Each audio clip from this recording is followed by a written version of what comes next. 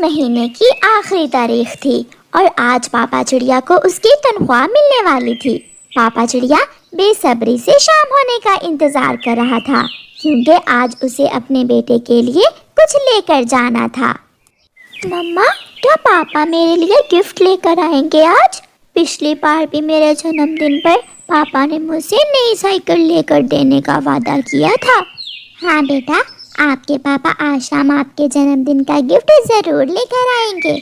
मैं अपनी नई साइकिल पर बैठकर नानों के पास जाऊंगा और मैं सारे जंगल में घूमूंगा अपनी नई साइकिल पर। शाम हो जाती है और पापा चिड़िया अपनी तनख्वाह ले लेता है। कबूतर, आज आप जाइए, मुझे अपने बेटे के लिए नई साइकिल लेने बाजार जाना है। नई साइकिल? वो किस खुशी में? कल मेरे बेटे का जन्मदिन है और मैंने अपने बेटे से वादा किया था। पापा चिड़िया उड़ता है। खुशी खुशी पापा चिड़िया जा रहा था कि पीछे से दो कौवे आकर पापा चिड़िया का रास्ता रोक लेते हैं। जो कुछ है निकाल दो वरना बहुत मारेंगे। मेरे पास कुछ नहीं है। बूढ़े, चाकू निकालो, ये पक्षी ऐसे मारने वाला नहीं है। चाकू का सुनकर पापा चिड़िया डर जाता है और अपनी तनख्वाह के पैसे कौवों को दे देता है। कौवे पापा चिड़िया से उसकी मेहनत मजदूरी के पैसे छीनकर भाग जाते हैं और पापा चिड़िया वहाँ बैठकर रोने लग जाता है। पिछली बार भी मैं अपने बेटे को साइकिल ना लेकर दे सका और इस बार जालिम कौवे मुझे लूट कर ले गए।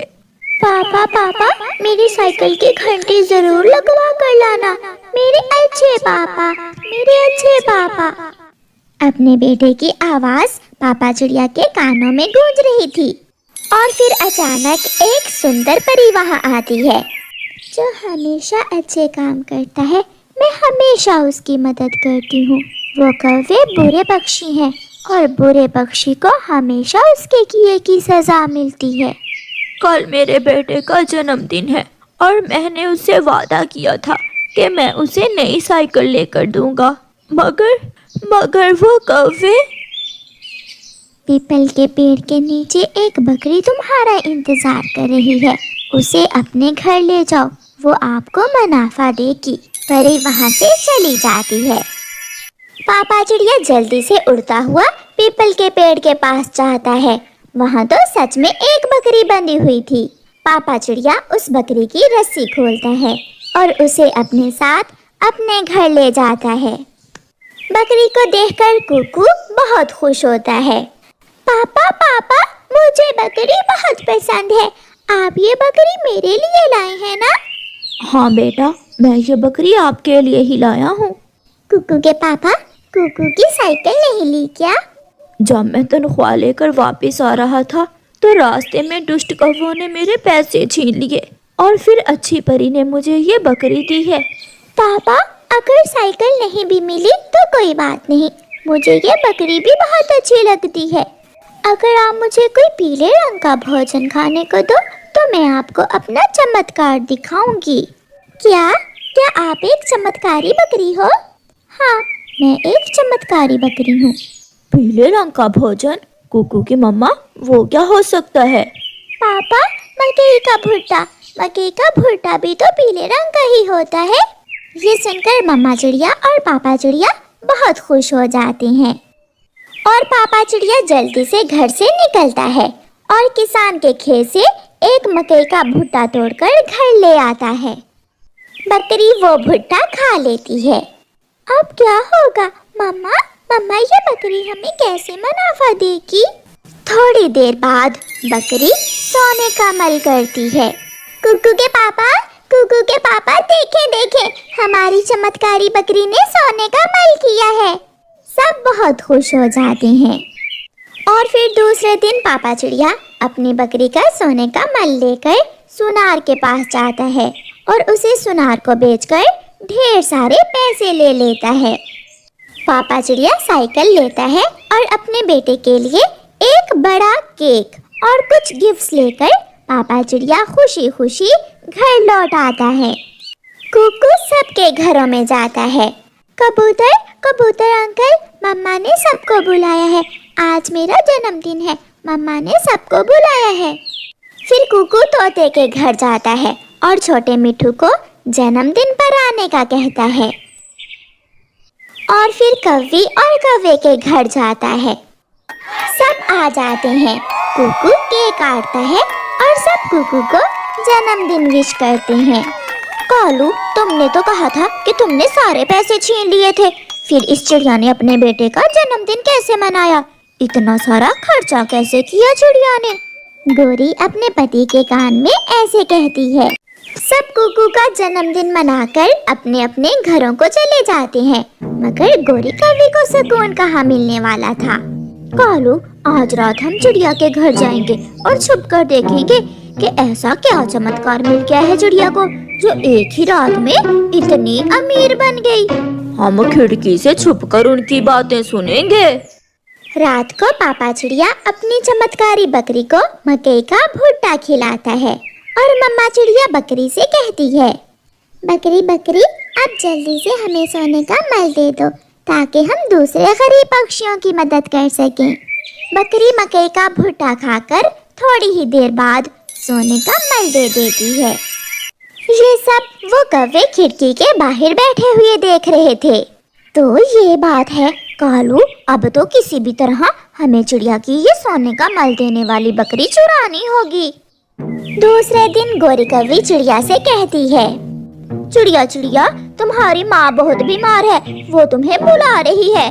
गोरी, तुम्हें किसने बताया? मैं दूसरे जंगल गई थी, वहाँ मुझे तुम्हारी माँ मिली थी। पापा चिड़िया काम पर थे और मम्मा चिड़िया अपने बेटे को साथ लेकर जल्दी से अपनी माँ के घर चली जाती है। चिड़िया अपनी बकरी घर में ही छोड़ जाती है। गोरी भागी भागी कालू कव्वे के पास जाती है। कालू कालू, चली गई वो चिड़िया, अपनी माँ के पास चली गई है। अब जल्दी से चलो, हम वो चिड़िया की चमत्कारी बकरी चुरा लाते हैं। कौवा और कव्वी जाते हैं। कालू कौवा ही थोड़े से चिड़िया के घर का दरवाजा खोलता है और वो दोनों कौवे चिड़िया की बकरी चुरा कर अपने घर ले जाते हैं। कालू, अब मकई का भुट्टा कहाँ से मिलेगा? जो चमत्कारी बकरी सोने का भुट्टा खाएगी तो फिर ही सोने का मल देगी। मैं अभी किसान के खेत से मकई का भुट्टा लेकर आता हूँ। कालू कौवा किसान के खेत में जाता है और वहाँ से एक मकई का भुट्टा तोड़कर घर ले आता है। गोरी कव्वी वो मकई का भुट्टा बकरी को देती है और बकरी सोने का मल दे देती है, जिसे देखकर कौवा और कव्वी खुशी से नाचने लगते हैं। कालू कालू, ये तो सच में चिड़िया की चमत्कारी बकरी ने सोने का मल दे दिया। कालू कालू, क्या पता कल चिड़िया ये बकरी देख ले और वापस ले जाए। तुम जल्दी से जाओ और बोरी भरकर मकई के भुट्टे ले आओ और आज सारी रात हम इस बकरी से सोने का मल लेंगे। कालू कौवा ऐसा ही करता है। वो किसान के खेत में जाता है और मकई के भुट्टे तोड़कर बोरी भर लेता है। वो घर आता है। गोरी बकरी को मकई का भुट्टा देती है और सोने का मल ले लेती है। अब मैं और सोने का मल नहीं दे सकती, अब मुझे सोने दे, मेरा सोने का समय हो गया है। सोने का मल तो तुझे देना ही होगा चमत्कारी बकरी, और वो भी सारी रात। हम रातों रात जंगल के सबसे अमीर पक्षी बन जाएंगे। मैं अब और मकई का भुट्टा नहीं खा सकती। गोरी, पकड़ो पकड़ो, इसका मुंह पकड़ो।